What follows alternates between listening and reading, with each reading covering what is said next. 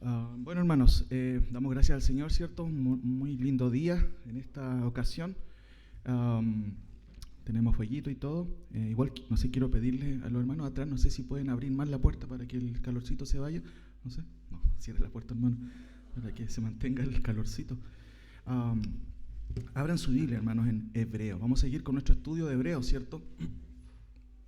Hebreos capítulo 5, del versículo 1 al versículo 10. Hebreos capítulo 5 del 1 al 10. Voy a darle lectura, ustedes síganme ahí con su Biblia y no la cierre, manténganla ahí porque vamos a estar estudiando esta sección también muy importante, siguiendo con nuestra enseñanza de esta epístola preciosa.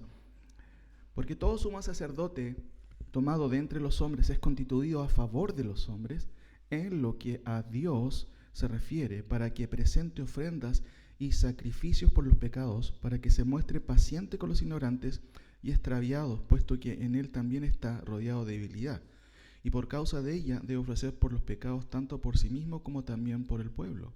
Y nadie toma para sí esta honra, sino el que es llamado por Dios, como lo fue Aarón. Así tampoco Cristo se glorificó a sí mismo haciéndose sumo sacerdote, sino el que le dijo: tú eres mi hijo, yo te he engendrado hoy, como también dice en otro lugar: tú eres sacerdote para siempre según el orden de Melquisedec. Y Cristo, en los días de su carne, ofreciendo ruegos y súplicas con gran clamor y lágrimas al que le podía librar de la muerte, fue oído a causa de su temor reverente. Y aunque era hijo, por lo que padeció aprendió la obediencia. Y habiendo sido perfeccionado, vino a ser autor de eterna salvación para todos los que le obedecen, y fue declarado por Dios sumo sacerdote según el orden de Melquisedec. Señor, te damos gracias por tu palabra en esta mañana. Gracias, Señor, porque la tenemos entre nosotros y podemos escudriñarla como tú también nos mandaste. Que esta mañana podamos seguir aprendiendo acerca de cómo tu palabra explica la superioridad del sacrificio del sacerdocio de Cristo. Y por supuesto, cuál es la implicancia de eso para nuestras vidas. En el nombre de Jesús. Amén. Como vemos, ¿cierto? Aquí al principio, la idea de esta mañana se puede resumir de la siguiente manera: las cualificaciones de Cristo como sumo, ¿cierto?, sacerdote. Como vemos, ¿cierto?, en el resumen, aquí quiero hacer un resumen, el hilo rojo tiene que ver con Cristo, específicamente hablando, ¿cierto? Notamos ahí en 10 puntos un pequeño resumen, teniendo un énfasis especial del 6 al 9. La última voz de Dios, ¿quién es? Es Cristo, su naturaleza, su estatus, su misión, su función sacerdotal. Y ahí esta sección, ¿cierto?, que se hace una especie como de paréntesis. ¿En qué sentido? Porque hay un llamado a creer en Dios, ¿cierto? Hay también una advertencia sobre el peligro de la incredulidad. Se habla del verdadero reposo, que es una cosa que tiene mucho sentido de acuerdo a quiénes son los destinatarios, ¿cierto?, que insisten en guardar el sábado. El autor les habla de otro tipo de reposo. El poder de la palabra de Dios y finalmente el llamado a creer en Cristo. Ahora, además de eso, hay una especie como de escalera, ¿cierto?, que va ascendiendo en el propósito del autor. Como vemos aquí, y lo hemos visto ya en otra ocasión, hay una idea que se puede expresar de la siguiente manera. Hay una escalera que sube, y en la medida que va subiendo o ascendiendo, se va aludiendo al hilo rojo de esta epístola: la superioridad de Cristo como sumo sacerdote, o su función como sumo sacerdote. Hay una alusión en el versículo 3 cuando se dice que efectuó la purificación. Después, en el capítulo 3, se introduce, ¿cierto? De a poquitito el autor va asumiendo ahí o entregando la materia, y dice que debemos considerar al apóstol significa enviado, y además sumo sacerdote. Ya está introduciendo de manera directa, y finalmente en el capítulo 4, antes de ingresar ya al tema mismo del sumo sacerdocio de Cristo, se nos dice: tenemos un sumo sacerdote. Recuerden que también esto tiene que ver con los destinatarios originales, que son hebreos, que están dudando acerca de Cristo. ¿Será suficiente Cristo? Y él les dice: miren, Cristo efectuó la purificación, consideren a Cristo no solamente como enviado, sino como sumo sacerdote. Y además después finalmente le dice: ¿saben? Tenemos un sumo sacerdote. Ahora, si avanzamos un poquito más, estuvimos viendo que la idea del sacerdocio de Cristo implica para nosotros la siguiente ilustración o figura. ¿Se acuerdan? Alguien que sigue a Cristo, pero también alguien que está cubierto de justamente la justicia que nos trae este sumo sacerdote efectivo. Ahora, esto es muy interesante. Quienes creemos en Cristo, no solamente nos cubrimos con lo que Él nos da, ¿cierto? Que es algo que no tenemos nosotros en sí mismos, que es la justicia. Por eso Pablo dice, y ser hallado en Él, no teniendo mi propia justicia, sino la que es por la fe en Cristo. Entonces, una buena pregunta ¿es usted un seguidor de Cristo? Bueno, también eso va a tener que mostrarse en la manera en que usted camina en la vida cristiana, por supuesto. Ahora, avanzamos. ¿Qué tenemos con Cristo? ¿Cierto? Algunas cosas como repaso, ¿cierto? Estoy haciendo un repaso. Primero, tenemos un gran sumo sacerdote, ¿cierto? En el capítulo 14, 4, versículo 14, busque ahí su Biblia, noten ahí. Por tanto, teniendo un gran sumo sacerdote que traspasó los cielos, Jesús, el Hijo de Dios, retengamos, dice, nuestra profesión. Ahora, segundo, ahí mismo también se dice otra cosa. Tenemos un sumo sacerdote, un gran sumo sacerdote, ¿cierto? Intercesor eficiente. ¿Dónde traspasó? Los cielos. Recuerden que él está contrastando el sacerdocio del Antiguo Testamento humano, ¿cierto? Las ofrendas, de hecho el concepto de ofrenda significa lo que sube como olor grato. Pero imagínense, Cristo traspasó los cielos. Hay una superación ahí de los conceptos. Tercero, tenemos también aquí la idea de lo siguiente. Tenemos un sumo sacerdote simpático, ¿cierto? Y déjenme explicar esto porque simpático no tiene que ver con simpatía o que simpático el Señor. No, de hecho el concepto que se menciona ahí detrás de la traducción es sumpatos, que es una palabra compuesta y tiene que ver con, ¿cierto? Una palabra que tiene una relación o que indica la relación entre dos órganos simétricos que cuando uno de ellos padece una dolencia, la experimenta también el otro. Por eso que la traducción de simpático podría ser empático, lo que entendemos por empático. Él puede, ¿cierto?, ser un representante humano porque él también sufrió. Y él puede entenderte y puede entenderme. Y esa es la idea de lo que está diciendo. Sumpateo, esa es la idea, ¿cierto?, original. 4, tenemos un sacerdote sin pecado, eso es muy claro. 15, porque no tenemos un sumo sacerdote que no pueda compadecerse de nuestras debilidades, sino uno que fue tentado en todo, según nuestra semejanza. Y noten, el autor quiere dejar muy claro eso, pero sin pecado. Ya está habiendo una gran diferencia entre el sacerdocio, ¿cierto?, arónico y el sacerdocio de Cristo. Finalmente, tenemos en él misericordia y además de eso, gracia. Déjeme explicar esto brevemente. Misericordia, ¿qué es? La misericordia es no recibir lo que merecemos. Puede ser castigo o condenación. Vuelvo a repetir. La misericordia, ¿cierto?, es no recibir lo que merecemos. ¿Qué merece usted y qué merezco yo? Castigo y juicio. Pero la gracia, ¿qué nos da? No nos da injusticia, nos da misericordia. Eso no, nosotros no lo merecemos, hermano. Es por la gracia de Dios, simplemente. Porque por gracia soy salvo, ¿cierto?, por medio de la fe. Y esto es don del libre albedrío, ¿no? ¿De quién es? ¿Don de quién? Don de Dios, ¿cierto? Ahora, ¿qué es la gracia? Gracia es recibir lo que no merecemos, en este caso el perdón de los pecados, el socorro y la salvación. Ahora, ¿cómo se instituyó el sacerdocio, ¿cierto?, en este caso? Para entender un poquito por qué se dice acá que Cristo es un sacerdote de acuerdo al orden de Melquisedec, ¿cierto? Ahí sí me pueden ayudar con él. Ahí tenemos esas dos preguntas que quiero ir desarrollando. Noten, hermanos, un cuadro que nos puede ayudar un poquito a entender antes de entrar en las cualificaciones de Cristo. ¿Por qué el autor presenta a Cristo como sumo sacerdote, ¿cierto?, superior? ¿Cómo se instituyó el sacerdocio en el Antiguo Testamento? ¿Ustedes lo recuerdan? ¿Cierto? ¿Cuáles eran las prescripciones? Tenemos, ¿cierto?, la línea aquí con Abraham, su hijo Isaac, y aquí hay una línea, después viene Jacob, y Jacob tiene, ¿cierto?, se casa con Raquel, pero el suegro hizo una movida ahí, ¿cierto? ¿Ustedes se acuerdan? Una movida media tránfuga y tuvo que casarse con Lea, pero además de ello, de estas mujeres, ¿cierto?, también estaba Silpa y Bilha, que eran obviamente concubinas, y surgen las 12 tribus de Israel. Tenemos por Lea, Rubén, Simeón, Leví, Judá, Isaacar, Zabulón, por medio de Silpa también Gad, Aser, también por Raquel, José y Benjamín, y ahí tenemos también a Dan y Neftalí, las 12 tribus de Israel. Ahora noten esto, es importante. De Leví surge también Amram, y con Jocabed van a tener a Moisés y a Aarón, y por medio de Aarón, ¿cierto?, Dios instituye el servicio del sacerdocio levítico. Levítico, ¿por qué? Leví, Nadab, Abiú, Eleazar y Tamar fueron los encargados específicos para que ellos estuvieran, ¿cierto?, a cargo del sacerdocio. Ahora, y esto es muy interesante, usted encuentra todo esto en Éxodo capítulo 28, ¿cierto?, 29, en Levítico 21 también.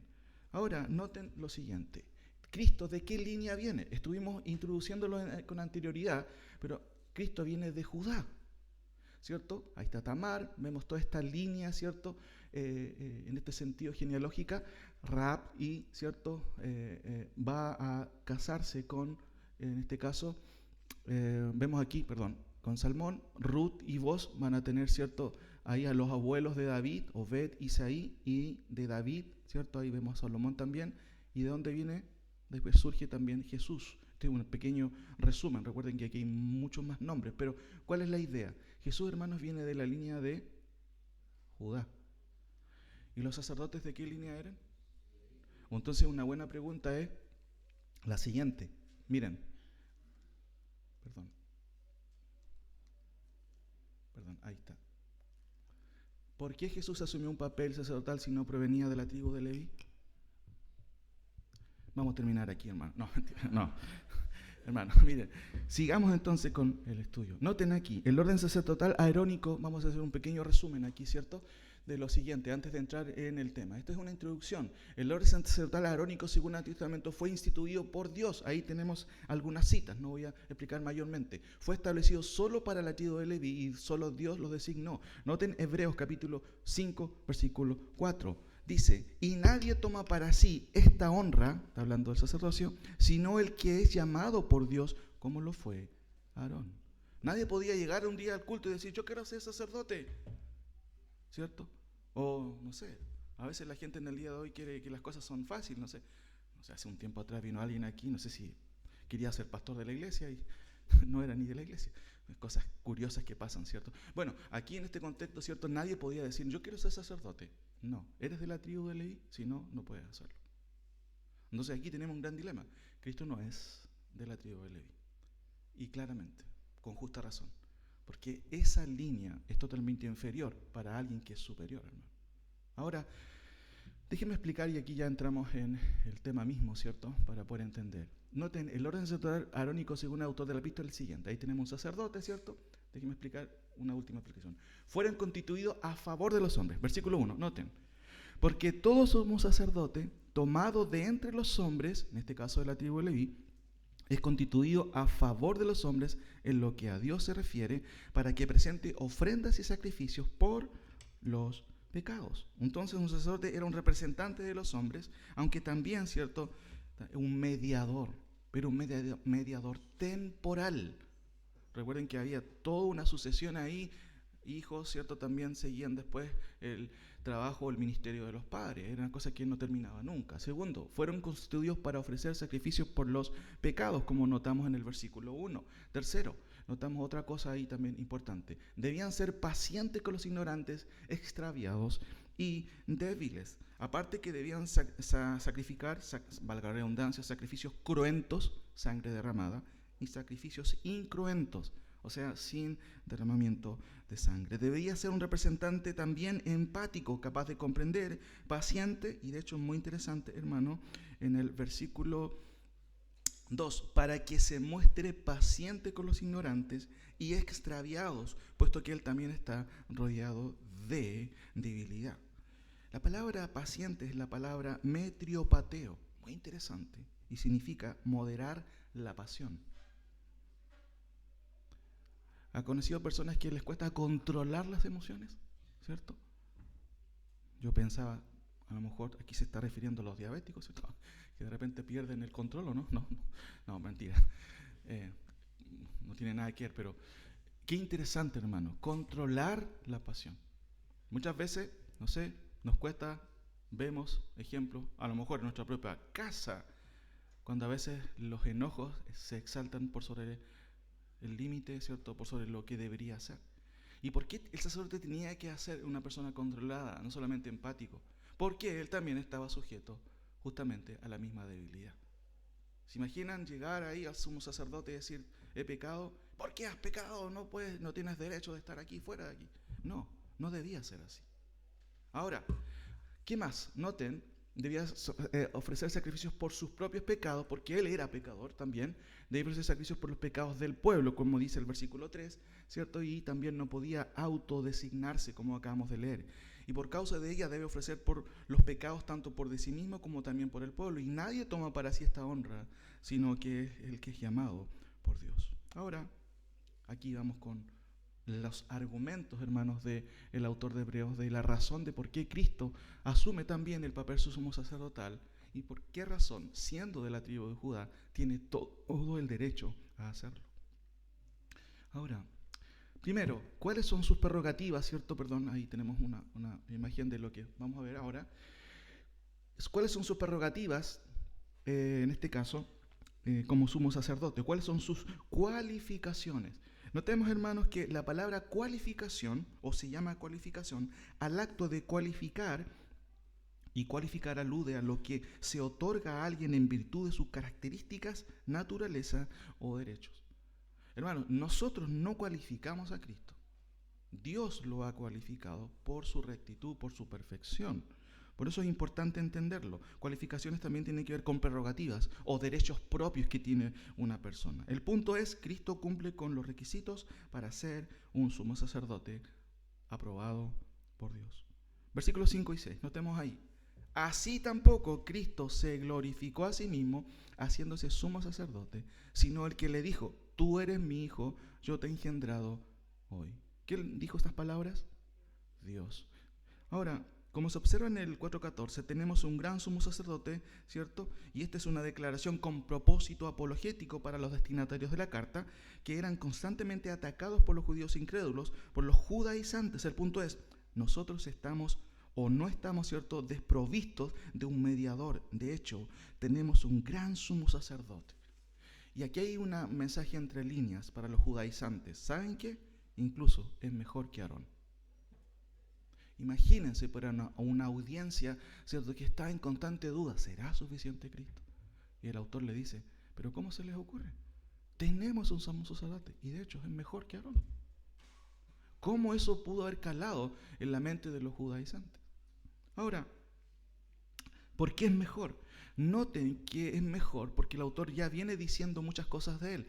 Hebreos 1.1 nos dice que Cristo es profeta, ¿cierto?, heredero de todo, aparte es divino, está exaltado a la diestra de Dios y también, ¿cierto?, viene de una orden superior. Por eso, justamente, notamos en el versículo 1, porque todo sumo sacerdote, tomado de entre los hombres, es constituido a favor de los hombres en lo que a Dios se refiere, para que presente ofrendas y sacrificios por los pecados. Y en el 5 notamos, así tampoco Cristo se glorificó a sí mismo haciéndose sumo sacerdote, sino el que le dijo, tú eres mi hijo, yo te he engendrado hoy. ¿Cuáles son las evidencias entonces que presenta el autor? En el 5 y el 6 notamos, hermanos, que el autor da ciertos datos. El que le dijo. ¿Se acuerdan de lo que dice Salmo 2? Si quieren, acompáñenme ahí, por favor. Un salmo mesiánico que justamente apunta hacia Cristo. El Salmo 2. Muy importante este capítulo en los Salmos. Yo publicaré el decreto. Jehová me ha dicho, mi hijo eres tú, yo te engendré hoy. ¿A quién ha dicho eso? De hecho, el autor de Hebreos nos dice en los primeros capítulos que en el capítulo 1, versículo 5, porque ¿a cuál de los ángeles dijo Dios jamás, mi hijo eres tú, yo te he engendrado hoy? Ahí está hablando de la superioridad de Cristo por sobre los ángeles, y aquí el autor vuelve a citar este pasaje para decir, bueno, ¿quién puso a Dios, o en este caso a Cristo, como sumo sacerdote? El que le dijo, yo te he engendrado hoy. ¿Quién fue él? Dios Padre. Ahora, notamos también, hermanos, que el Salmo 110.4 se repite el mismo concepto. Si quieren buscar Salmo 110.4, ahí lo que te vaya revisando también el texto bíblico. Salmo 110.4, también un tremendo pasaje que habla acerca de Cristo desde el punto de vista mesiánico. Juró Jehová y no se arrepentirá. Dios nunca tuvo dudas acerca de su Hijo, acerca del ministerio sacerdotal de su Hijo, ¿cierto? Dice, tú eres sacerdote para siempre, según el orden de Melquisedec. Miren qué interesante, paralelamente a lo que estaba ocurriendo con el sacerdocio arónico, Dios ya había establecido que su Hijo iba a venir, iba a corresponder a una orden muy diferente. Por eso aquí se menciona, juró Jehová y no se arrepentirá, tú eres sacerdote para siempre, según el orden de Melquisedec. Ahora, Dios lo designó sacerdote y noten, ¿hasta cuánto tiempo? Para siempre. Qué importante es eso. A diferencia de los sacerdotes humanos que morían constantemente, pero Cristo tiene un sacerdocio eterno. Entre líneas, Aarón solo era un prototipo, eso de una otra manera está diciendo el autor, un prototipo. Cristo lo ha superado porque Cristo además es divino. Ahora, Cristo no pertenece al orden sacerdotal de Aarón, Dios lo designó sacerdote según el orden de Melquisedec.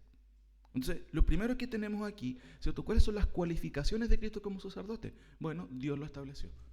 Y ahí tenemos prerrogativas divinas acerca de Cristo. Ahora, ¿a qué orden pertenece Cristo? A la orden de Melquisedec. Y la buena pregunta, ¿quién es Melquisedec? Vamos con el segundo punto entonces, y aquí vamos entendiendo otras cosas más. Noten la siguiente imagen. Melquisedec, ¿cierto? Ahí la palabra Melquisedec en el hebreo tiene dos, generalmente las palabras son compuestas, ¿cierto? Ahí tenemos Malki y Sedec, perdón. Malki y Sedec, voy a retroceder. Malki y Sedec, ¿qué significa? Malki significa rey y Sedec justicia, de ahí viene el concepto de rey de justicia, ¿cierto? Ahí tenemos rey de justicia, rey de Salem. Miren, busquemos Salmo 72.6, si ustedes lo pueden buscar ahí. Rey de Salem y también sacerdote del Dios Altísimo. Según el orden de Melquisedec. El Salmo 176.2 dice, en Salem está su tabernáculo y su habitación en Sión. Por supuesto, Cristo encarna al Padre, Cristo encarna a Dios. Salmo 76.2.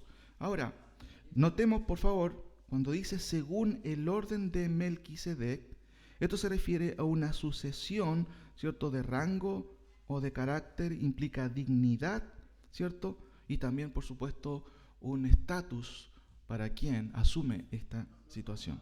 Ahora, sí, de ahí lo buscamos. Espera. Busquen, por favor, Génesis 14.18, hermanos. Génesis 14.18. Génesis 14.18. Tenemos ahí, ¿cierto?, la presencia, en este caso, de este personaje que para muchos puede ser enigmático, pero la Biblia en algún sentido, ¿cierto?, lo va a mencionar claramente en el texto como un personaje histórico. Noten el Génesis 14, 17 en adelante, en el contexto, ¿cierto?, de la liberación de Lot, ¿cierto?, el sobrino de Abraham, de vuelta después de rescatarlo a él. Dice, cuando volvía de la derrota de Kedorlaomer y de los reyes que con él estaban, salió el rey de Sodoma a recibirlo al valle de Sabe, que es el valle del rey. Entonces, Melquisedec, y aquí está el personaje histórico. ¿Quién es Melquisedec? Dice el texto, rey de Salem. Se cree que esta palabra Salem era uno de los primeros nombres de Jerusalén, porque es muy parecido el término con el concepto, ¿cierto?, de Jerusalén, casi la misma terminación en el texto hebreo, ¿cierto? Los hebreos dicen Jerusalén, ellos dicen Jerusalén, y tienen la misma, el mismo sufijo, la misma idea, Salem. Ahora, dice ahí, y le bendijo, diciendo, bendito sea Abraham del Dios Altísimo, creador del Dios y de la tierra. Y bendito sea el Dios Altísimo que entregó tus enemigos en tu mano y le dio a Abraham los diezmos de todo. Ahora, volvamos, hermanos, a nuestra cita en Hebreos, capítulo 7. Saltémonos al capítulo 7 porque el autor va a dar más datos que yo no quiero dar aquí, porque eso va a corresponder a la sección cuando lleguemos aquí, pero déjeme darle algunos datos simplemente. Hebreos 7, los primeros versículos. Porque este Melquisedec, y ahí está, rey de Salem, sacerdote del Dios Altísimo, que salió a recibir a Abraham, que volvía de la derrota de los reyes, y le bendijo, a quien asimismo dio a Abraham los diezmos de todo, cuyo nombre significa primeramente, ahí está, rey de justicia y también rey de Salem, esto es, rey de paz. Y noten aquí estos datos: sin padre, sin madre, sin genealogía, que ni tiene principio de días, ni de fin de días, sino hecho semejante al Hijo de Dios, permanece sacerdote para siempre. No voy a explicar todo esto cuando lleguemos ahí, pero es muy interesante lo que dice el autor. Ahora, hermanos, el capítulo 76 de Salmo, déjeme rectificarlo, como cierto se me ha hecho notar ahí. Salmo 76, si alguien me corrige, creo que ese es el versículo. ¿Sí? 72. Muy bien, 76:2. Dice, noten el 1. Dios es conocido en Judá, en Israel es grande su nombre. En Salem está su tabernáculo. ¿Y su habitación dónde? En Jerusalén. Siempre cuando se menciona Sión, también se menciona, hermanos, a Jerusalén. ¿Y qué está diciendo el autor? Déjenme hacer un pequeño resumen aquí. En Melquisedec confluyen, ¿cierto?, dos cosas que son interesantes. La de rey, la función de rey o la condición de rey, y la condición de sacerdote. ¿Y cómo Cristo es presentado en la epístola de los Hebreos? ¿Solo como sacerdote? ¿O Cristo también es rey? Cristo también es rey. Por eso es que tenemos aquí a Melquisedec como un antitipo de Cristo. Él, como, cierto, a diferencia del sacerdocio arónico, cumple dos funciones. Era rey de Salem y además sacerdote. Ahora, Cristo, por supuesto, cumple con este objetivo y de una u otra manera, ¿cierto?, es el cumplimiento en cierto sentido perfecto de ello. Solo Cristo puede ser el representante de esta orden porque cumple justamente con estos oficios. Él es rey, pero también sacerdote. Cristo, por otro lado, ha llevado a cabo la obra de mediación como ningún sacerdote lo pudo hacer. Pero queda otra cosa. Cristo también es rey y como tal, Melquisedec anticipa la línea y el derecho de Cristo a reinar en el trono de David, en la ciudad de David, que es Jerusalén. Ya leímos el Salmo 2, que dice, pero yo he puesto mi rey sobre Sion, mi santo monte. Déjeme explicarle algo, y mientras tanto busque Salmo 69:35. Salmo 69:35. Mientras explico el versículo 2, el capítulo 2, versículo 6 del Salmo. Si uno, hermanos, lee este Salmo con atención, como debe ser cuando estudiamos la palabra, vamos a darnos cuenta de que todo el capítulo describe, hermanos, justamente la vocación del Mesías, la vocación de Cristo. Y en este sentido, hermanos, es muy interesante lo que se dice aquí, porque el Nuevo Testamento va a enfatizar ciertos aspectos. En el capítulo 2 del Salmo, mantengan ahí por favor en el 69 también, el autor describe justamente la pasión de Cristo, pero también lo que Dios va a hacer con su Hijo. ¿Por qué se amotinan las gentes y los pueblos piensan cosas vanas? Se levantarán los reyes de la tierra y príncipes consultarán unidos contra Jehová y contra su ungido, diciendo, rompamos sus ligaduras y echemos de nosotros sus cuerdas. ¿Cuándo tiene cumplimiento profético esto en la historia? Cuando Cristo es llevado a la cruz. Todos dijeron, crucifíquenle, ¿se acuerdan? Crucifíquenle, ¿qué tenemos que ver con este personaje? Ahora noten el versículo 4. El que mora en los cielos, noten que el Señor es, ¿cierto? También se ríe el Padre, ¿cierto? ¿Qué dice su Biblia? Se reirá y dirá, ¿cierto? O hablará a ellos en su furor y los turbará con su ira. ¿En qué contexto está refiriéndose a eso? Al contexto del gran día de Jehová, de acuerdo a lo que la profecía nos enseña. Y noten el 6, pero yo he puesto mi rey sobre Sión. Generalmente los autores hebreos en el Antiguo Testamento describen acontecimientos futuros como hechos realizados. Noten el verbo, pero yo, no dice pondré, ¿cómo dice su Biblia? Yo he puesto. La realidad, hermanos, para el autor hebreo es que lo que Dios promete ya se cumple. Él no mira así como en el futuro, sí, todavía no. No, el hebreo mira hacia atrás el futuro, ya aconteció. Por eso es que nuestro texto dice, pero yo he puesto mi rey sobre Sión, mi santo monte. ¿Cómo debemos interpretarlo? Un día Cristo va a reinar desde Sión. ¿Y cómo lo sabes? La Biblia lo dice, claramente. Tan seguro es que el autor dice, yo he puesto mi rey, ¿dónde? En Sión, mi santo monte. Y noten, yo publicaré el decreto, y aquí está la cita que también el autor de Hebreos dice, Jehová me ha dicho, mi hijo eres tú, como nadie más lo puede hacer, ¿cierto? Y dice, yo te engendré hoy, y noten aquí la segunda sección de su reinado, porque aquí está apuntando no solamente a su sacerdocio, sino también a su cualidad de rey. Dice, yo te engendré hoy, pídeme y te daré por herencias las naciones y como posesión tuya los confines de la tierra. Los quebrantarás con vara de hierro, como vasija de alfarero los desmenuzarás. Está describiendo, hermano, el juicio de Cristo justamente en el contexto de la segunda venida, pero también la regencia como rey de Cristo sobre las naciones. Por eso el consejo que da el salmista anticipado ¿a quiénes? A los reyes de la tierra. Nota el versículo 10. Ahora pues, oh reyes, y ese ahora es profético. Cuando ocurra esto, y de hecho, hermano, no cuando ocurra esto desde el punto de vista obviamente profético uno lo entiende. En ese momento todos van a doblar sus rodillas ante el único rey de reyes. ¿Cómo sabemos eso? Porque usted y yo, si somos creyentes, ya hemos doblado la rodilla. Y reconocemos el reinado de Cristo en nuestros corazones. Pero un día Él va a cumplir eso literalmente. Por eso el salmista dice, ahora pues, oh reyes de la tierra, ¿cierto? Sed prudentes, admitid amonestación, jueces de la tierra, servid a Jehová con temor y alegraos con temblor, honrad al Hijo para que no se enoje y perezcáis en el camino, pues se inflama pronto su ira. Bienaventurados todos los que en Él confían. Ahora, noten lo que dice el Salmo 69:35. Porque Dios salvará a Sión y reedificará las ciudades de Judá y habitarán allí y las poseerán. Noten el Salmo 110:2 también. Acompáñenme ahí. Salmo 110:2.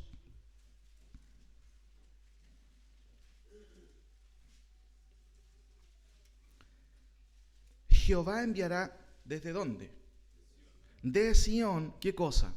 La vara de su poder, y noten, domina en medio de tus enemigos. Son pasajes proféticos que describen qué es lo que va a suceder con Cristo, qué es lo que Él va a ejecutar en el momento en que Dios le diga ahora.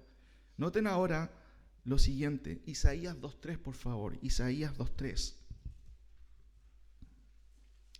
El profeta está describiendo lo que va a acontecer al final también, ¿cierto? Del periodo que se conoce en el Nuevo Testamento como el gran, ¿cierto? La gran tribulación, o en el Antiguo Testamento el día de Jehová.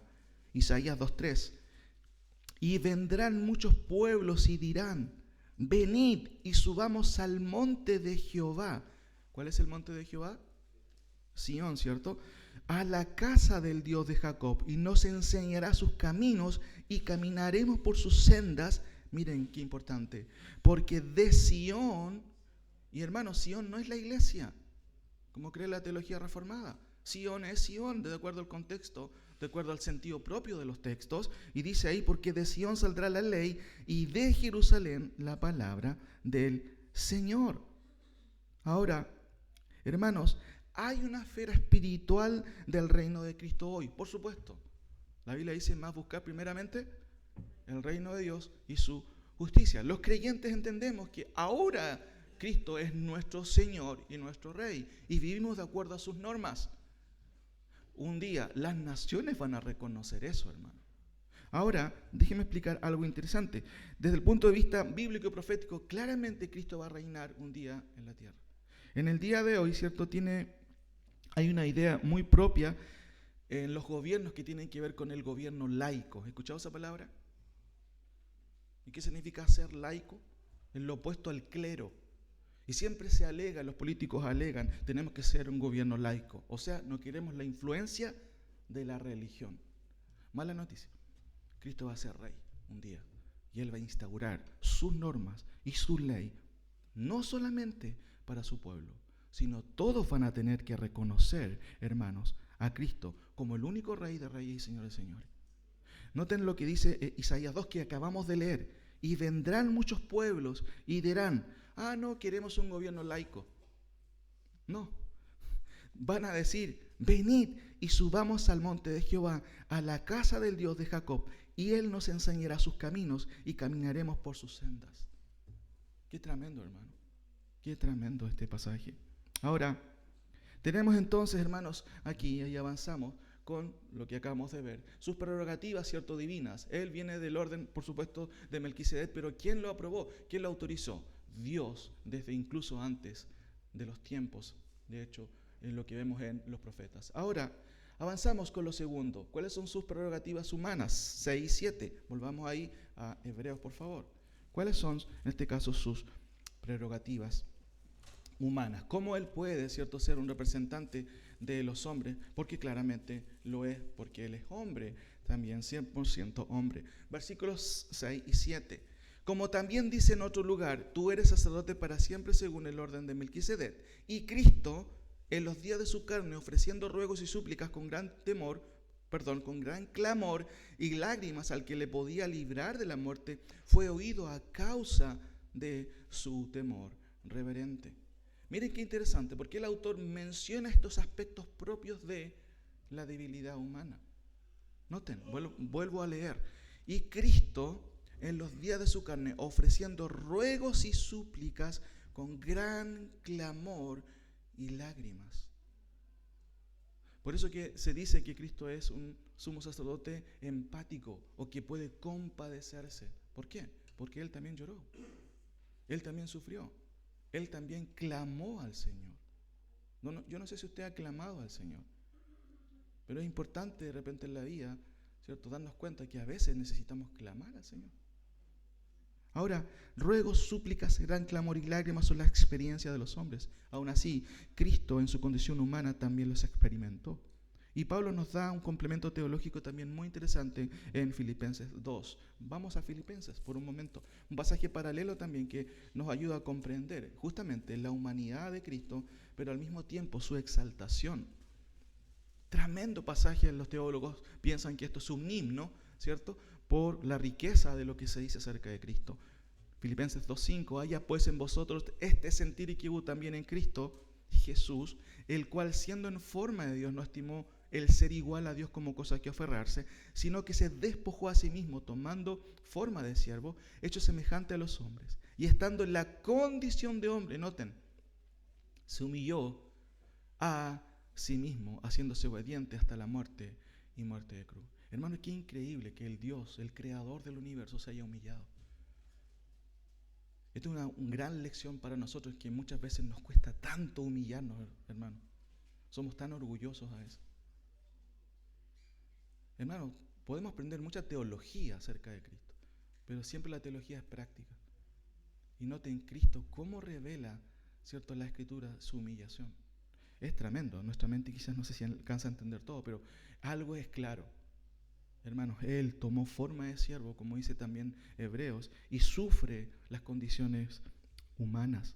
Ahora, el punto es, Cristo, siendo Dios en la carne, no tuvo que sufrir para superar un tiempo de deficiencia, más bien experimentó el sufrimiento como un fiel representante de los hombres. Por eso en el capítulo 4, versículo 15 dice, porque no tenemos un sumo sacerdote que no pueda compadecerse, ¿cierto?, sino uno que fue tentado en todo pero sin pecado. Además, ya hemos leído que Cristo, ¿cierto?, es una persona que experimentó el sufrimiento, la muerte, pero también volvió a vivir. En el final, ¿cierto?, del versículo 7 dice lo siguiente: y Cristo en los días de su carne, ofreciendo ruegos y súplicas con gran temor y lágrimas al que lo podía librar de su muerte, fue oído a causa de su temor reverente. ¿Cuál es la idea de este temor reverente, hermanos?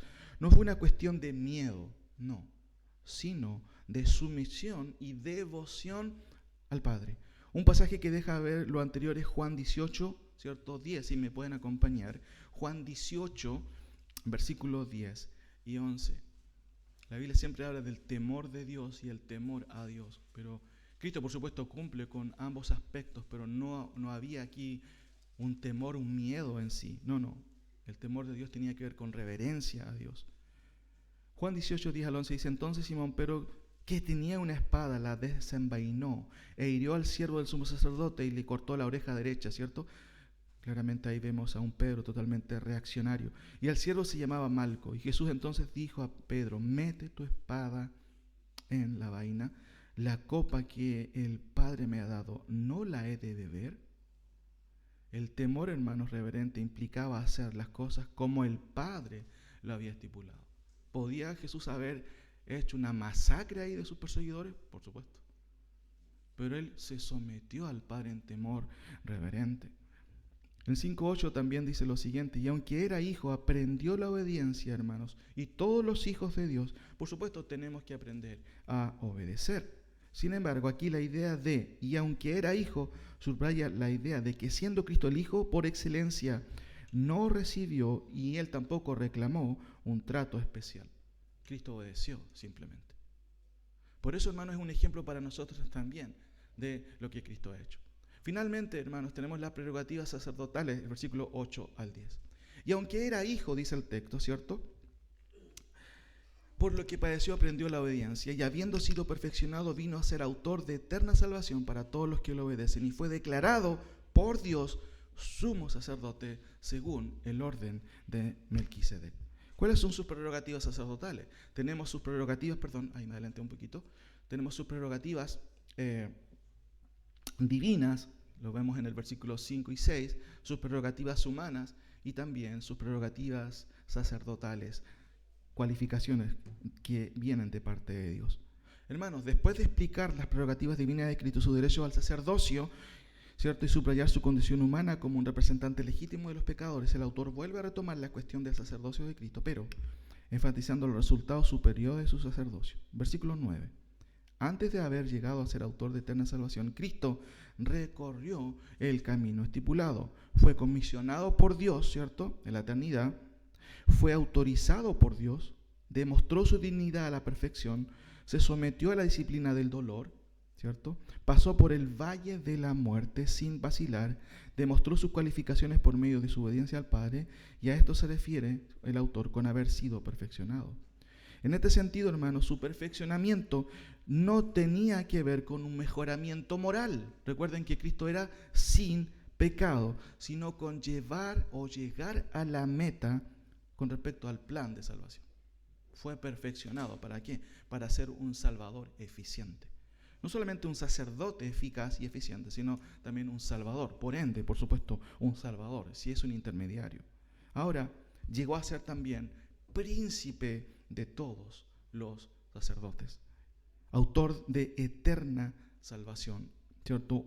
Un título único en el texto, noten ahí, y habiendo sido perfeccionado vino a ser autor, uno podría subrayar esto, hermano, de eterna salvación. Y noten qué interesante la frase, ¿para quiénes?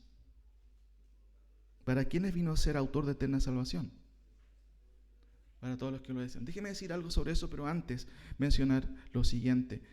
Autor, aquí en el texto, significa, hermanos, uno que es la primera causa de algo. ¿Quién es la causa de la salvación? Díganme ustedes. ¿Es un concepto, uno podría decir, como dicen los teólogos, sinergista? No, si Cristo hizo el 99%. A ti te toca hacer el 1%. Eso no existe en la Escritura. Él es autor 100% de la salvación, desde el comienzo hasta el final. Y eso es lo que el autor está recalcando aquí. Él es la primera causa, en este caso, pero además es la fuente de esa salvación. ¿Quién dijo estas palabras? ¿A quién iremos si tú tienes palabra de vida eterna? Solo Cristo, hermanos, tiene palabra de vida eterna. Ahora, note, vino a ser Salvador de eterna salvación. Y déjenme mencionar algo aquí importante. Literalmente la idea es que Él vino, ¿cierto?, a ser Salvador de los que están obedeciendo al Señor. Cristo no es Salvador de los desobedientes, hermano. No. Cristo es Salvador de los que le obedecen. Creer en Él, de hecho, es rendirse a su señorío. Y literalmente el texto original ahí, ¿cierto?, recalca que Cristo llegó a ser autor, ¿cierto?, autor de salvación para todos los que le están obedeciendo.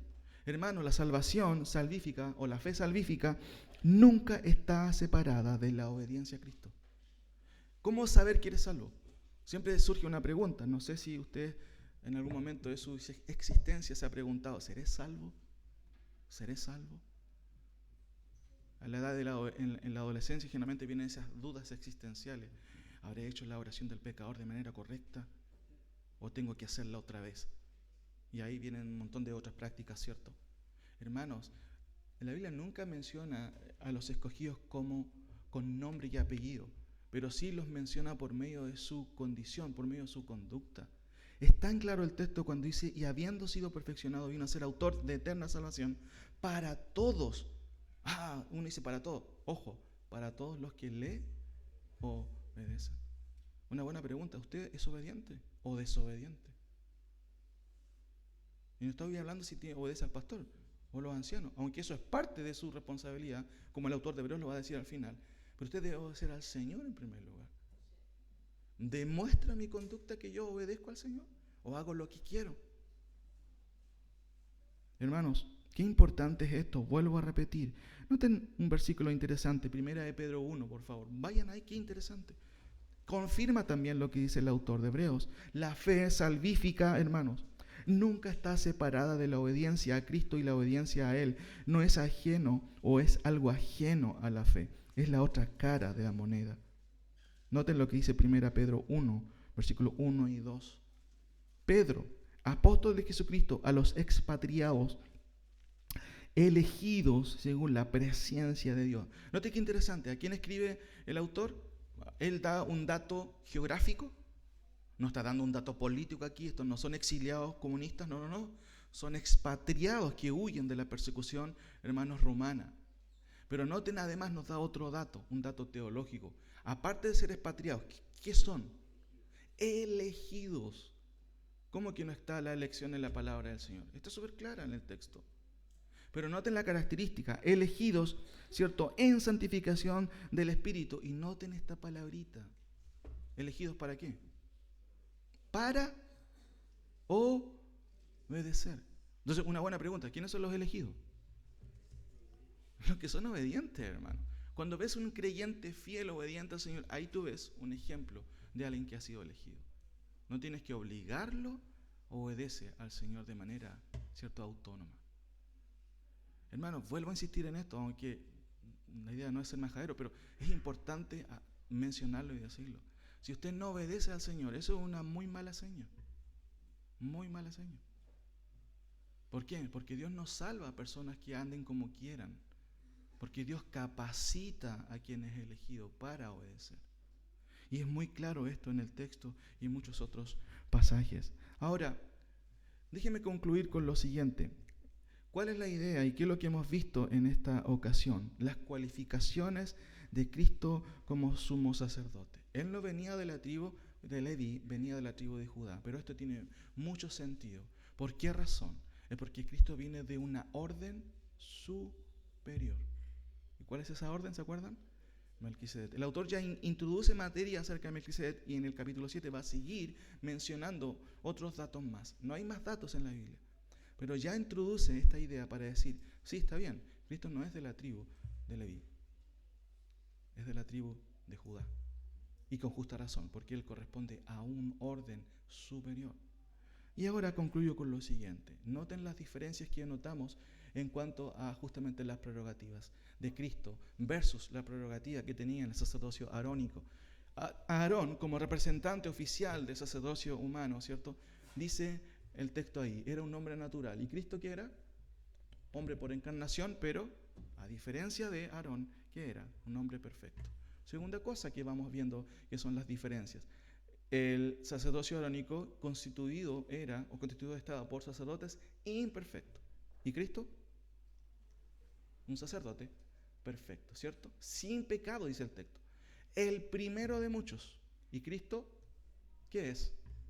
El único, ¿cierto? Que notamos ahí. Único, solo, ¿cierto? Uno solo y suficiente. Instalado por medio de Moisés, designado directamente por Dios, de una orden temporal, ¿cierto? ¿Y Cristo es de qué tipo de orden? Por antítesis, ¿cierto? Dice de una orden eterna. Noten el versículo. Y fue declarado por Dios sumo sacerdote según el orden de Melquisedec. Pero también se nos dice con anterioridad que es de la orden de Melquisedec para siempre. Ahora, otra cosa más, noten por favor, hermanos, ahí, de una orden superior, ¿cierto?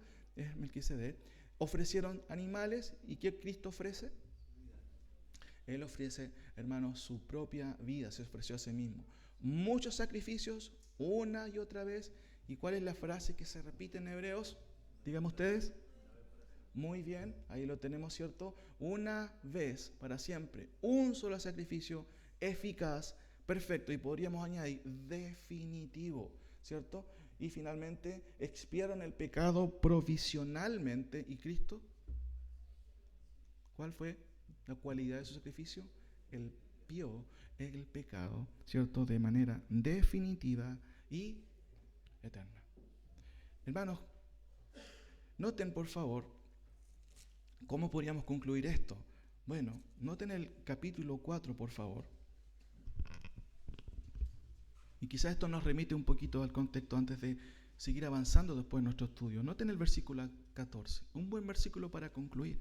Por tanto, después de habiendo todo esto, dice el autor, ¿cierto? Después de haber presentado las prerrogativas de Cristo, ¿cierto? Y podemos aplicarlo, teniendo no un sumo sacerdote chiquitito, sino, ¿cómo dice el texto?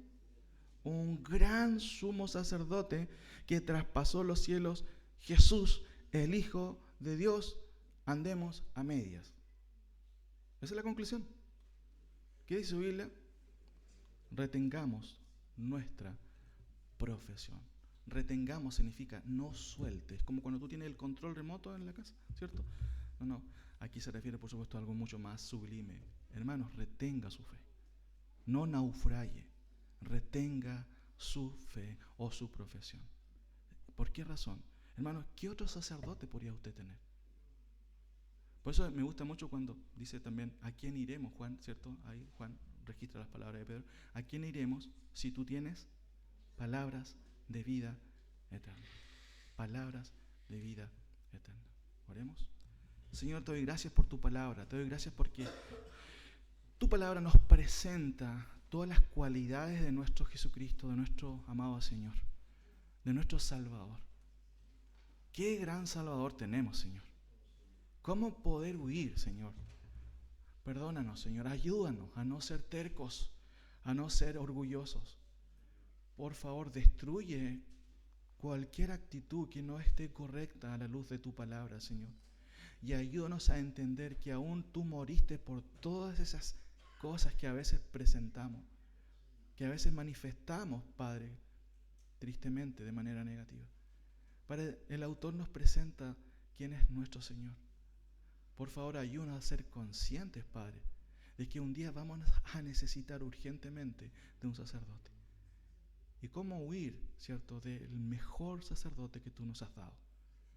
De alguien que logró una salvación perfecta. Dice el texto, una salvación eterna.